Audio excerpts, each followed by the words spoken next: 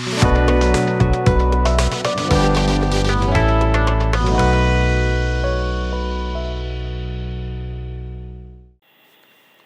Business நேயர்களுக்கு அடியேன் கோவிந்த பட்டரின் கோடானு கோடி நமஸ்காரம். அடுத்தது ஒரே ஒரு கனவு பலன் பார்த்துடலாம். ரொம்ப ரேர் தான், ஆனால் நிறையா பேர் ஃபோன் பண்ணி கேட்டதுனால தான் நான் இந்த பதிவு உங்களுக்கு சொல்கிறேன். ஸ்திரீ சம்போகம் அப்படின்னா நல்லா தூங்கிக்கிட்டு இருப்போம், நல்ல ஒரு கனவு வரும், யாரோ ஒரு பெண்ணுடன் உடலுறவு கொள்வதாக, தாம்பத்தியம் வைத்துக் கொள்வதாக ஒரு கனவு வரும். வரும், காமன், இது தப்பு கிடையாது. நல்லா தூங்கிட்டு இருப்போம். கனவு என்பது என்ன? ஏதோ ஒன்று வரும் கனவு, எங்கேருந்தோ ஒன்று வரும். சில டைம் அடுத்த நாள் எழுந்திரிச்சு பார்க்கும்போது அந்த கனவு ஞாபகமே இருக்காது. சில கனவுகள் ஞாபகம் இருக்கும், சில கனவுகள் ஞாபகம் இருக்கும். ஏதோ ஒரு மைண்டில் ஒரு டிஸ்டர்பன்ஸ் இருக்குது உங்களுக்கு. அதனால தான் இந்த கனவு எப்படி இது மட்டும் வரணுமா, என்னென்னவோ வரும் கனவு, அதில் இது ஒரு கனவு வந்தால் எனக்கு என்ன நடக்கும், நன்மையா தீமையா? கல்யாணமே ஆல, ஒருத்தர் நல்லா தூங்கிக்கிட்டு இருக்கார், யாரோ ஒருத்தர் கனவுல வந்து இந்த மாதிரியான ஒரு தாம்பத்திய உறவு நடக்கிற மாதிரி ஒரு கனவு வந்ததுன்னா கூடிய சீக்கிரமே அவர்களுக்கு விவாகம் நடக்கும், கல்யாணம் நடக்கும். கூடிய சீக்கிரமே விவாகம் நடக்கும். இதே கல்யாணம் ஆனவங்களுக்கு வந்தது, அவங்களுக்கு நடக்குமா விவாகம்? சார் ரெண்டாவது கல்யாணமா? அதெல்லாம் இல்லை. வந்ததுன்னா அவர்கள் வீட்டிலே ஏதோ ஒரு மிகப்பெரிய சண்டைகளும் சச்சரவுகளும் வரும் என்பது தான் இதில் ஐதீகம். ஐதீகம் இதான். அப்போ இந்த கனவு வந்தால் நான் என்ன பண்ண முடியும்? எனக்கு வந்துருச்சே, நான் கல்யாணம் ஆனவன், என்னுடைய மனைவி தூங்கிட்டு இருக்கா, பசங்க தூங்கிட்டு இருக்கா, எல்லாம் தூங்கிட்டு இருக்காங்க. திடீர்னு இப்படி ஒரு கனவு வந்தது. எழுந்திரிச்சு உட்காந்துட்டு அப்படியே என்னடா ஐயோ இப்படி ஒரு கனவு வருதேன்னு சொல்லி உட்காந்து என் ஒய்ஃப் கேட்குறா, என்னங்க பிரச்சனை அப்படின்னு. இந்த கனவுகளை சொன்னபோது சிரிக்கிறாங்க. இது என்னங்க இது, இப்படி ஒரு கனவு, அவங்களுக்கு என்னது இது? எனக்கு பயமாக இருக்குது, என்ன ஆக போதோ ஏதாக போதோன்னு. இந்த கனவுகள் ஆண்கள் கண்டால் பயங்கரமான சண்டை யாராவது ஒரு ரூபத்தில் வந்து சேருங்கிறது தான் உண்மை. அப்போ இந்த கனவு கண்டுட்டா நான் என்ன பரிகாரம் பண்ணால் இதுலேருந்து நான் தப்பிக்கலாம்? கனவு கண்டுட்டீங்களா?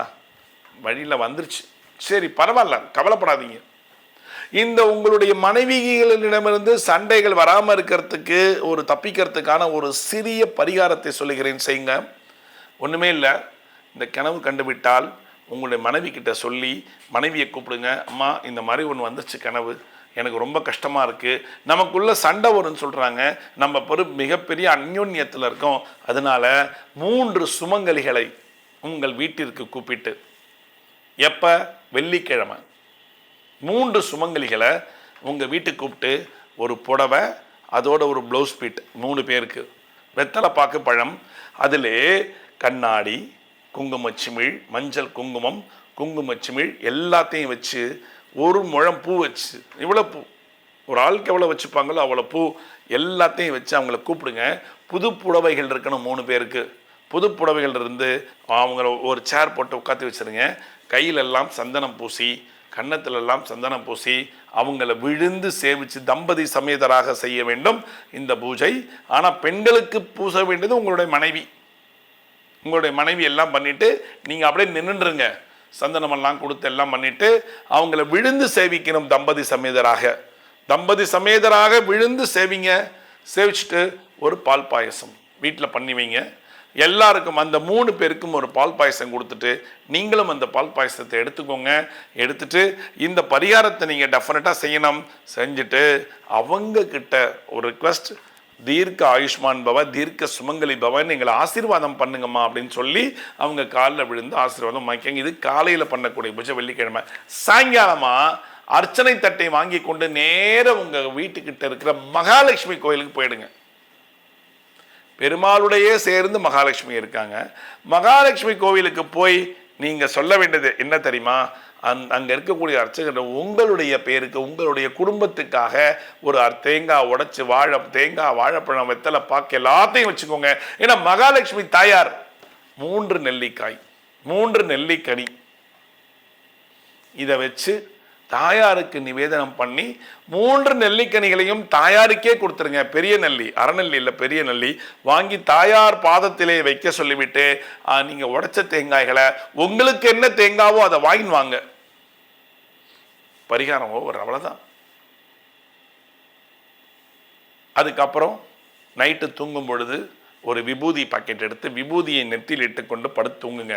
எந்த மாதிரி கனவுகள்லாம் எனக்கு வரவே கூடாது, எந்த கனவுகளும் வரக்கூடாது, நான் நிம்மதியாக தூங்கணும்னு ஒரு வேண்டுதலை போட்டுட்டு, சிவபெருமானிடம் ஒரு வேண்டுதலை போட்டுட்டு தூங்குவதற்கு முன்னால் உங்களுடைய பூஜை ரூமில் வந்து சாமி கும்பிட்டு நேராக போய் படுக்க போங்க.